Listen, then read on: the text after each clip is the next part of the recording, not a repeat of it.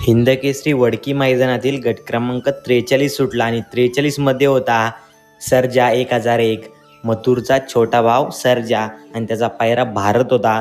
पुढे बघू शकता मित्रांनो, 3 ते 4 जोड्या बाद झाल्या आणि साईडला जोडी चांगली बोलत होती, परंतु ती सुद्धा बाद झाली आणि सर्जा आणि भारत यांनी एकी विजय मिळवलाय, सुट्टा विजय मिळवलाय. गाडीला स्पीड कसा लागला नक्की कमेंट्स करून सांगा. सर्जा बच्चा आहे मित्रांनो, आदात आहे आणि पल्ला 1000 फूट आहे. खूप असा कस निघतोय. मोठे मोठे बैल दमतात मित्रांनो, परंतु सर्जाचा पल बघू शकता. शेवटपर्यंत टॉपचा स्पीड आणि गटपात झालाय. तुमचं मत काय? सर्जा गुलालास पात्र होणार का? नक्की कमेंट्स करून सांगा.